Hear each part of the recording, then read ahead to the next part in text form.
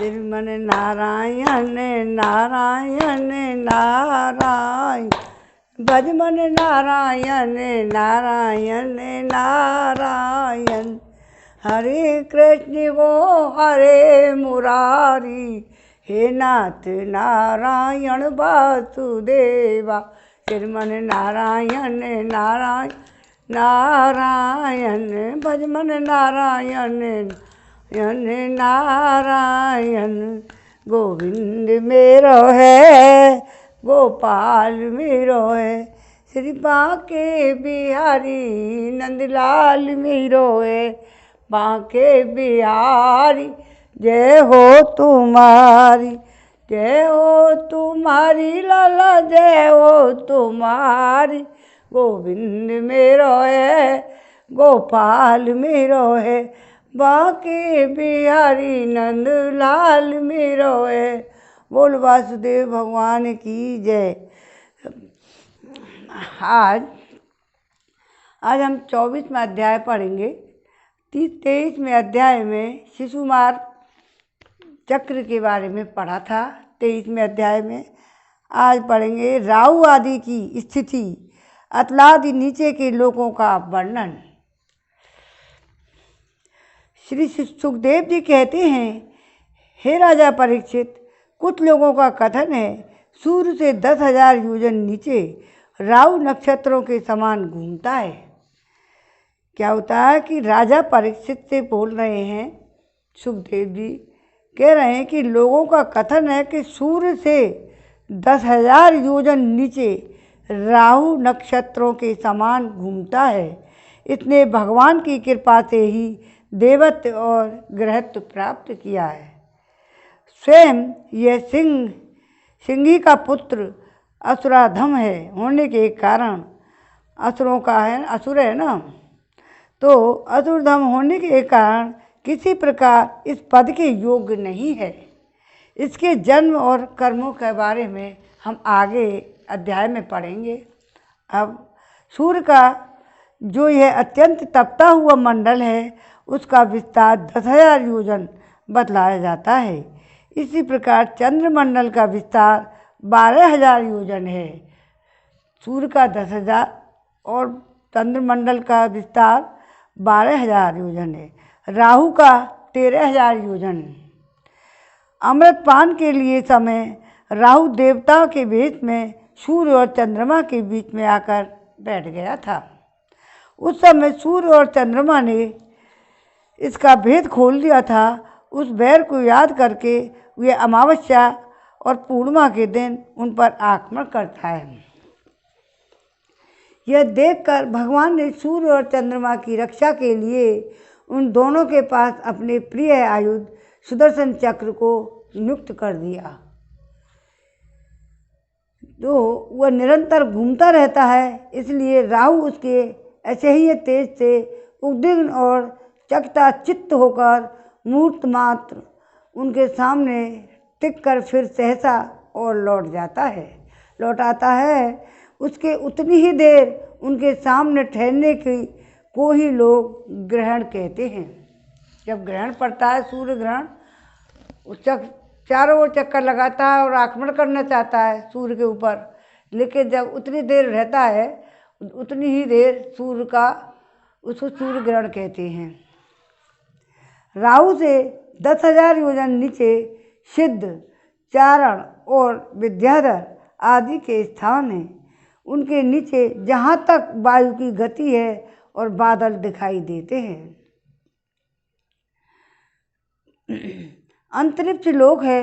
यह यक्ष, राक्षस, पिशाच, प्रेत और भूतों का विहार स्थल है। उससे नीचे 100 योजन की दूरी पर यह पृथ्वी है। जहाँ तक हंस, गिद्ध, बाज और गरुड़ आदि प्रधान पक्षी उड़ सकते हैं, वहीं तक इसकी सीमा है। पृथ्वी के विस्तार और स्थिति आदि का वर्णन तो हो ही चुका है। इसके भी नीचे अतल, वितल, तुतल, तलातल, महातल, रसातल, पाताल नाम के 7 विचर और भूगर्भ स्थित बिल या लोक हैं। यह एक के नीचे एक और 10,000 योजन की दूरियों पर स्थित है। इसमें इनमें से प्रत्येक की लंबाई चौड़ाई भी 10-10 हजार योजन ही है। ये भूमि के बिल भी एक प्रकार के स्वर्ग ही हैं। इनमें स्वर्ग से भी अधिक विषय भोग, ऐश्वर्य, आनंद और संतान सुख और धन संपत्ति है। यहाँ के वैभवपूर्ण भवन, उद्यान, क्रीड़ा स्थलों में दैत्य, दानव और नाग तरह तरह की मायामयी क्रीड़ाएं करते हुए निवास करते हैं। ये सब ग्रस्त धर्म का पालन करने वाले हैं। उनके स्त्री, पुत्र, बंधु बांधव और सेवक लोग उनसे बड़ा प्रेम करते हैं, सदा प्रसन्न चित्त रहते हैं। उनके भोगों में बाधा डालने की इंद्र आदि में भी सामर्थ्य नहीं है।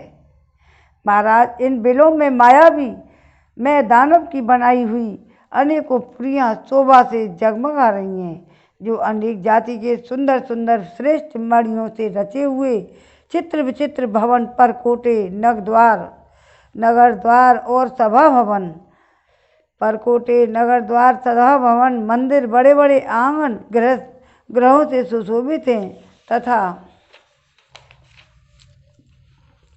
जिनको कृत्रिम भूमियों और फर्शों पर नाग और असुरों के जोड़े एवं कबूतर, तोता, मैना आदि पक्षी किलोल करते रहते हैं। ऐसे पाताल अधिपतियों के भवन और भव्य भवन उन पुरियों की शोभा बढ़ाते हैं। वहाँ के बगीचे भी अपनी शोभा से देवलोक के उद्यानों की शोभा को मात करते हैं। उनमें अनेकों वृक्ष हैं, जिनकी सुंदर डालियाँ फल फूलों के गुच्छों और कोमल कपोलों के बाहर से झुकी रहती हैं तथा जिन्हें तरह तरह के लताओं ने अपने अंश पास से बांध रखा है। वहाँ जो निर्मल जल से भरे हुए अनेकों जलाशय हैं, उनमें विविध विहंगों के जोड़े विलास करते रहते हैं। इन वृक्षों और जलाशयों को सुषमा से भी वे उद्यान बड़ी शोभा पा रहे हैं। उन जलाशयों में रहने वाली मछलियाँ जब खिलवाड़ करती हैं, उछलती हैं, तब उनका जल हिलोर ले लेता है और साथ ही जल के ऊपर उगे हुए कमल, कुमुद और कुबले, कलहार, नीलकमल, लाल कमल, शतपत्र कमल आदि समुदाय भी हिलने लगते हैं। इन कमलों के वनों में रहने वाले पक्षी अविराम कीड़ा कौतुक करते हुए भांति भांति के बड़ी मीठी मीठी बोली बोलते रहते हैं, जिसे सुनकर मन और इंद्रियों को बड़ा ही आह्लाद होता है। उस समय समस्त इंद्रियों में उत्सव सा छा जाता है। वहाँ सूर्य का प्रकाश नहीं जाता, इसलिए दिन और रात वहाँ काल विभाग का भी कोई खटका नहीं देखा जाता। वहाँ के संपूर्ण अंधकार को बड़े बड़े नागों के मस्तकों की मणियाँ ही दूर करती हैं। इन लोकों के निवासी जन औषधि, रस, रसायन, अन्न, पान और स्नान आदि का सेवन करते हैं। वे सभी पदार्थ दिव्य होते हैं। इन दिव्य वस्तुओं के सेवन से उन्हें मानसिक और शारीरिक रोग नहीं होते तथा झुर्रियाँ पड़ जाना, बाल पक जाना, बुढ़ापा आ जाना, देह का कांतिहीन हो जाना, शरीर में दुर्गंध आना, पसीना चूना, थकावट आदि शिथिलता आना तथा आयु के साथ शरीर की अवस्थाओं का बदलना, ये कोई वहाँ विकार नहीं होती। ये क्या है? पाताल लोक। पाताल लोक में वे सदा सुंदर और स्वस्थ और जवान और शक्ति संपन्न ही रहते हैं। वहाँ बुढ़ापा नहीं आता। उन पुण्य पुरुषों की भगवान के तेज रूप सुदर्शन चक्र के सिवा किसी साधन से मृत्यु नहीं हो सकती। सुदर्शन चक्र के ही तो आते ही भय के कारण असुर मणियों का गंधर्व श्राप और गर्भपात हो जाता है। अतल लोक में दानव का पुत्र असुर बल रहता है। उसने 96 प्रकाश की माया रची है। उनमें से कोई आज भी मायावी पुरुषों में पाई जाती है। उसने एक बार जमाई ली थी। उस समय उसके मुख से स्वर्णी केवल अपने वर्ण के पुरुषों से रमण करने वाली कामनी, अन्य वर्णों के पुरुषों से भी समागम करने वाली और पुंसचली अत्यंत चंचल और स्वभाव वाली। क्या है पुंसचली? तो अत्यंत ही चंचल स्वभाव वाली, पुंसचली का मतलब है अत्यंत चंचल स्वभाव वाली अत्यंत प्रकार की स्त्रियां उत्पन्न हुई। ये उस लोक में रहने वाले पुरुषों के हाटक नाम का रस पिलाकर संभोग करने में समर्थ बना लेती हैं और फिर उनके साथ अपनी हाव भावमयी चितवन प्रेममयी मुस्कान और प्रेमालाप और आलिंगन आदि के द्वारा यथेष्ट रमण करती हैं। उस हाटक रस को पीकर मनुष्य मदान्ध सा हो जाता है और अपने को 10,000 हाथियों के समान बलवान समझकर मैं ईश्वर हूँ, मैं सिद्ध हूँ, इस प्रकार बढ़ चढ़कर बातें करने लगता है। उसके नीचे वितल लोक में भगवान हटकेश्वर नामक महादेव जी अपने पार्षद भूतगणों के सहित रहते हैं। वे प्रजापति की सृष्टि की वृद्धि के लिए भवानी के साथ व्यवहार करते रहते हैं। उन दोनों के तेज वहाँ हाट की नाम की एक श्रेष्ठ नदी निकलती है। उसके जल से वायु से प्रज्वलित अग्नि बड़े उत्साह से पोत पीता है। वह हाटक नाम का सोना थूकता है। उससे बने हुए आभूषणों की दैत्यराजों के अंतःपुरी में स्त्रियां पुरुष को धारण करते हैं। वितल के नीचे सुतल लोक है। उसमें महायशस्वी पवित्र कीर्ति विरोचन पुत्र बलि रहते हैं। भगवान ने इंद्र का प्रिय करने के लिए अदिति के गर्भ से बटु वामन रूप में अवतीर्ण होकर भगवान इंद्र का प्रिय करने के लिए अदिति के गर्भ से बटु का वामन रूप में अवतीर्ण होकर इनसे तीनों लोकों में लोक छीन लिए थे। फिर भगवान की कृपा से ही उनका इस प्रकार लोक में प्रवेश हुआ। यहाँ उन्हें उन जैसी उत्कृष्ट संपत्ति मिली हुई है वैसी इंद्रादि के पास भी नहीं है। अतः वे उन्हीं पूज्यतम प्रभु की अपनी धर्माचरण द्वारा आराधना करते हुए यहाँ आज भी निर्भयता पूर्वक रहते हैं।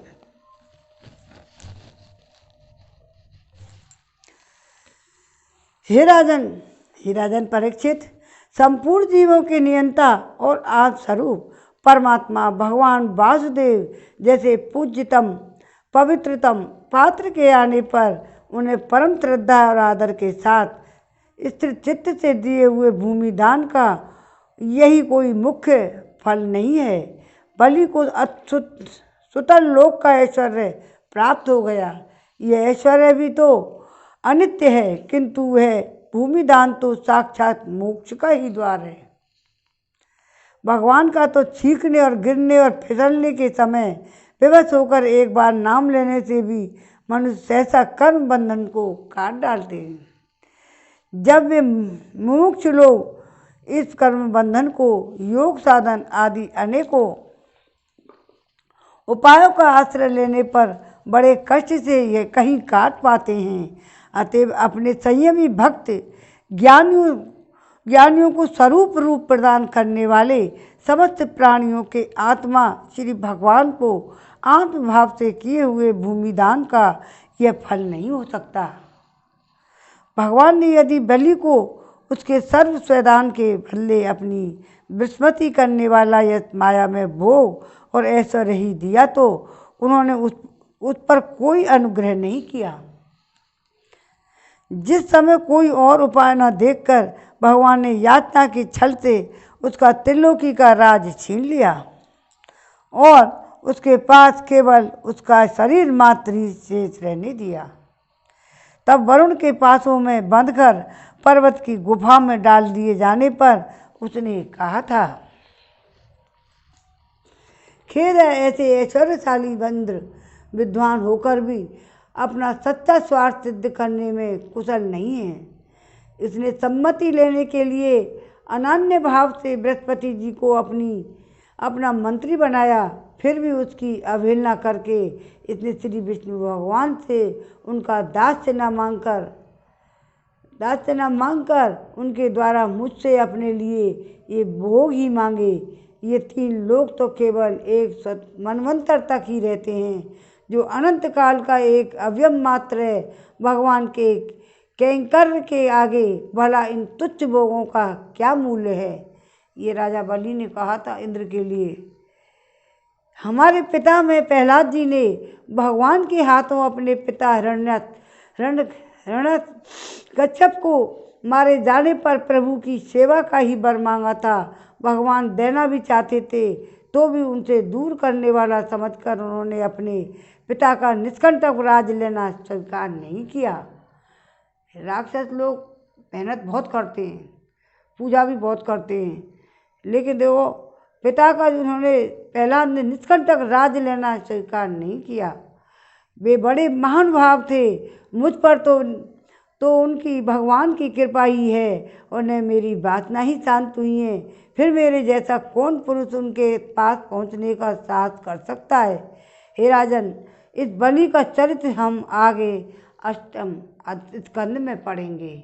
आगे इनके बारे में खुल के बताएंगे, विस्तार से कहेंगे। अपने भक्तों के प्रति भगवान का हृदय दया से भरा रहता है। इसी से अखिल जगत के परम पूजनीय गुरु भगवान नारायण हाथ में गदा लिए सुतर लोक में राजा बलि के द्वार पर सदा उपस्थित रहते हैं। एक बार जब दिग्विजय करता हुआ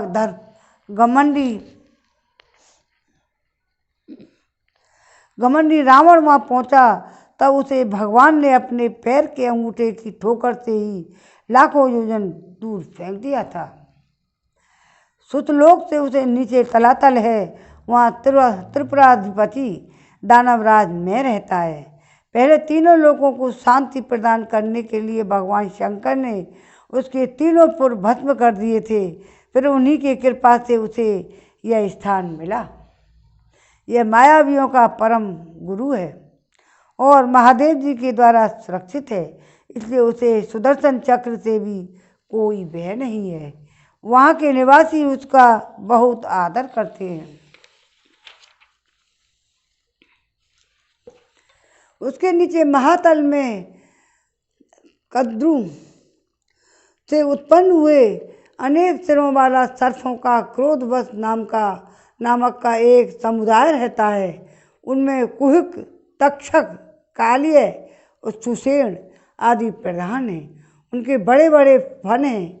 वे सदा भगवान के वाहन पक्षीराज गरुड़ जी से डरते रहते हैं, तो भी कभी कभी अपनी स्त्री, पुत्र और मित्र और कुटुंब के संग से प्रमत्त होकर विहार करने लगते हैं।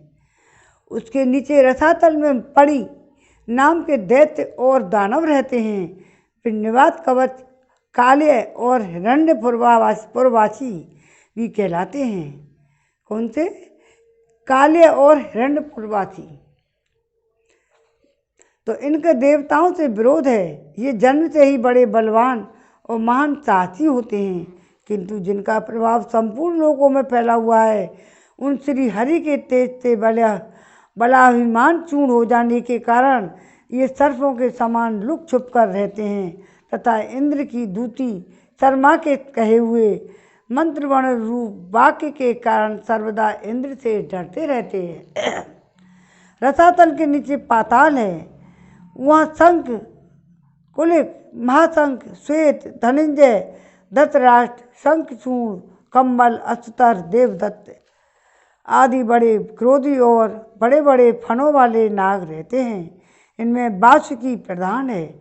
उनमें से किसी के 5, किसी के 7, किसी के 10, किसी के 100, किसी के 1000 सिर हैं। उनके फनों की दमकती हुई मणियाँ अपने प्रकाश से पाताल लोक का सारा अंधकार नष्ट कर देती हैं। 24वां अध्याय समाप्त हुआ। अब 25वां अध्याय। श्रीमन नारायण नारायण नारायण, भजमन नारायण नारायण नारायण। इनमें यह हुआ था, एक कथा आती है, जब पणि नामक दैत्य ने पृथ्वी को रसातल में छिपा लिया था, तब इंद्र ने उसे ढूंढने के लिए शर्मा नाम की एक दूती को भेजा था।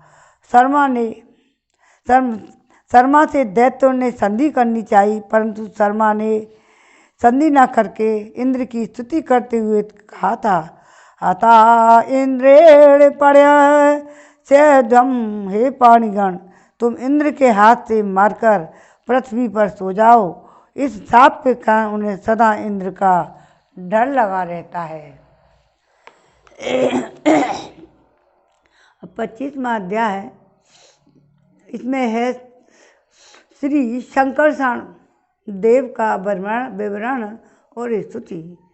श्री शंकरषण देव का विवरण और स्तुति। श्री सुखदेव जी कहते हैं, हे राजन, पाताल लोक के नीचे 30,000 योजन की दूरी पर अनंत नाम से विख्यात भगवान की तामसी नित्य कला है। ये अहंकार रूपा होने से दृष्टा और दृश्य को खींचकर एक कर देती है। कि क्या है, अहंकार हो जाता है ना उसी दृष्टा से, कि ये अहंकार रूपा होने से दृष्टा और दृश्य को खींचकर एक कर देती है। इसलिए 5 रात्र और आगम के अनुयायी भक्तजन इसे संकर्षण कहते हैं। इन भगवान अनंत के 1000 मस्तक हैं। उनमें से एक पर रखा हुआ यह सारा भूमंडल सरसों के दाने के समान दिखाई देता है। प्रलय काल उपस्थित होने पर जब इन्हें इस विश्व का उपसंहार करने की इच्छा होती है, तब इनकी क्रोधवश घूमती हुई मनोहर भ्रिकुटियों के मध्य भाग से शंकरषण नामक रुद्र प्रकट होते हैं। उनकी व्यूह संख्या 11 है। ये सभी तीनों नेत्रों वाले होते हैं और हाथ में तीनों नोकों वाले शूल लिए रहते हैं। और भगवान शंकरषण के चरण कमलों में गोल गोल स्वच्छ और अरुण वर्ण नख मणियों का पंक्ति के समान दैदीप्यमान है। जब अन्य प्रधान भक्तों के सहित अनेकों नागराज अनन्य भक्ति भाव से उन्हें प्रणाम करते हैं, तब उन्हें नखमणियों में अपने कुंडल कांति में मंडित कमनीय कपोलों वाले मनोहर मुखारबिंदों की मनमोहिनी झांकी होती है। उनका मन आनंद से भर जाता है। अनेकों नागराजों की कन्या विविध कामनाओं से उनके अंगमंडल पर चांदी के खम्भों के समान सुविध, उनकी विलसित लंबी लंबी श्वेत वर्ण सुंदर भुजाओं पर अर्गजा चंदन और कुमकुम पर्क का लेप करती हैं। उस समय अंग स्पर्श से मथित हुए उनके हृदय में काम का संचार हो जाता है। तब ये उनके मदविहल सकरुण अरुण नैन कमलों से सुशोभित तथा प्रेम मद से मुदित मुखारबिंद की ओर मधुर मनोहर मुस्कान के साथ सलज्ज भाव से निहारने लगती हैं।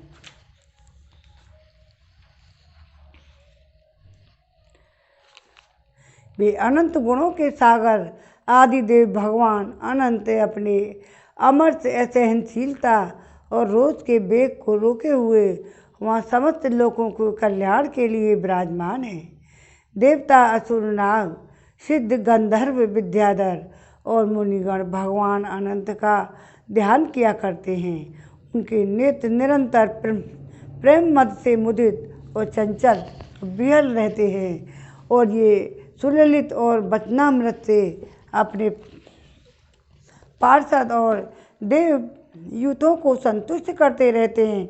उनके अंग पर नीलांबर और कानों में केवल एक कुंडल जगमगाता रहता है।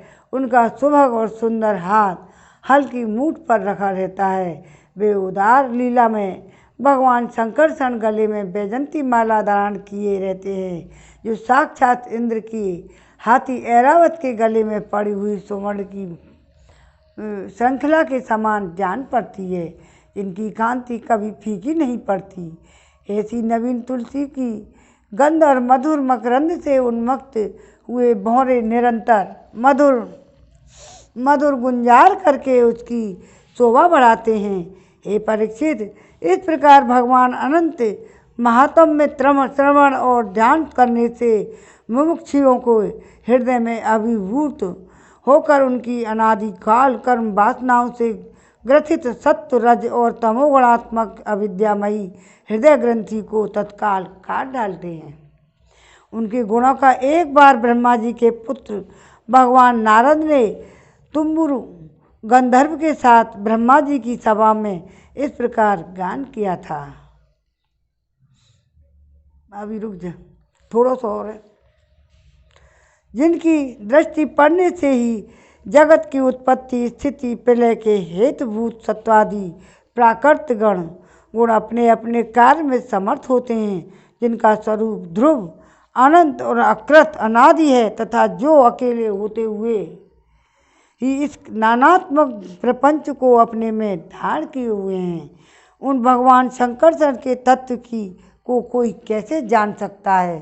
भगवान शंकरचरण पाताल लोक में रहते हैं, जिनमें यह कार्य कारण रूप सारा प्रपंच भास रहा है तथा अपने निज जनों का चित्त आकर्षित करने के लिए जिनकी वीरतापूर्ण लीला को परम पराक्रमी सिंह ने आदर्श मानकर अपनाया है, उन उदार वीर शंकरचरण भगवान ने हम पर बड़ी कृपा करके यह विशुद्ध सत्व में स्वरूप धारण किया है, जिनके सुने सुनाए नाम का कोई पीड़ित अथवा पतित पुरुष अकस्मात अथवा हंसी में भी उच्चारण कर लेता है तो वह पुरुष दूसरे मनुष्यों के भी सारे पापों को तत्काल नष्ट कर देता है। ऐसे शेष भगवान को छोड़कर मुमुक्ष पुरुष और किसका आश्रय ले सकता है। यह पर्वत नदी और समुद्र आदि से पूर्ण संपूर्ण भूमंडल उन सहस्त्र शीर्ष भगवान के एक मस्तक पर एक रजकण के समान रखा हुआ है। वे अनंत हैं, इसलिए उनके पराक्रम का कोई प्रमाण नहीं है। किसी के 1000 जीवे हैं तो भी उनके सर्वव्यापक भगवान के पराक्रमों की गणना करने का साहस वह कैसे कर सकता है। वास्तव में उनके वीर अतिशय गुण और प्रभाव असीम है। ऐसे प्रभावशाली भगवान अनंत रसातल के मूल में अपनी ही महिमा में स्थित स्वतंत्र हैं और संपूर्ण लोगों की स्थिति के लिए लीला से ही पृथ्वी को धारण किए हुए हैं। राजन, भोगों की कामना वाले पुरुषों की अपने कर्मों के अनुसार प्राप्त होने वाली भगवान की रची हुई ये ही गतियाँ हैं। इन्हें जिस प्रकार मैंने गुरुमुख से सुना था उसी प्रकार मैंने तुमको सुना दिया है। मनुष्य को प्रवृत्ति रूप में धर्म के परिणाम में प्राप्त होने वाली जो परस्पर विलक्षण हैं ऊंची नीची गतियाँ हैं, वे इतनी ही हैं कि इन्हें तुम्हारे प्रश्न के अनुसार मैंने सुना दिया। अब बताओ क्या सुनाऊं। आज 25वां अध्याय यहीं विराम देते हैं और कल हम पढ़ेंगे 26वां अध्याय नरकों की विभिन्न गतियों का वर्णन। कल के में नरकों की विभिन्न गतियों के बारे में पढ़ेंगे और आज हम यहीं विराम देते हैं। श्रीमन नारायण नारायण नारायण भजमन नारायण नारायण नारायण। गोविंद मेरो है गोपाल मेरो है, श्री बांके बिहारी नंदलाल मेरो है। गाँव नारायण नारायण नारायण, श्रीमन नारायण नारायण नारायण। अरे कैसे बैठो रे आलस में तो पे राम कहो ना जा, तो पे राम कहो ना जाए, तो पे कृष्ण कहो ना जा। कैसो बैठो रे आलस तो पे राम कहो ना जाए। भूर भयो मुख मल मुख धोयो, भूर भयो मल मुख धोयो। दिन चढ़ते ही उधर टटोलो और बातन में सारो दिन खोयो। सांझ बही जब पलका पे पोरो, सोवते सोवते उम्र गंवाई, काल शीश मडराए। के तो बैठो रे आलस में, तो पे राम कहो न जा, तो पे कृष्ण कहो न है, तो पे राम कहो न जाए, तो पे कृष्ण कहो न जा। कैसो बैठो रे आलस में, तो पे राम कहो न जा। लख 84 में भरमायो, बड़े भाग से नरियु पायो। ऐसो कैसो बैठो रे आलस में, तो पे राम कहो न जाए, तो पे कहो न जाए, तो पे कृष्ण कहो न जा। ऐसो हाथ न आयो, समय चूक जाए तो पछतायो। संतन कहत समय फिर ऐसो, बार बार नहीं आयो। कैसो बैठो रे याद, तो पे राम कहो न जाए, तो पे कृष्ण कहो न जाए। गोविंद मेरो है, गोपाल मेरो है, श्री बांके बिहारी नंद लाल मेरो है। बांके बिहारी जय हो तुम्हारी, गोविंद मेरो है, गोपाल मेरो है, बांके बिहारी नंद लाल मेरो है। श्रीमन नारायण नारायण नारायण। अब आरती हो जाए। श्री भागवत भगवान की है आरती, पापियों को पाप से है तारती। श्री भगवत भगवान की है आरती, पापियों को पाप से है तारती। ये अमर ग्रंथ ये मुख्य ग्रंथ, ये पंचम वेद निराला, नव ज्योति जगाने वाला।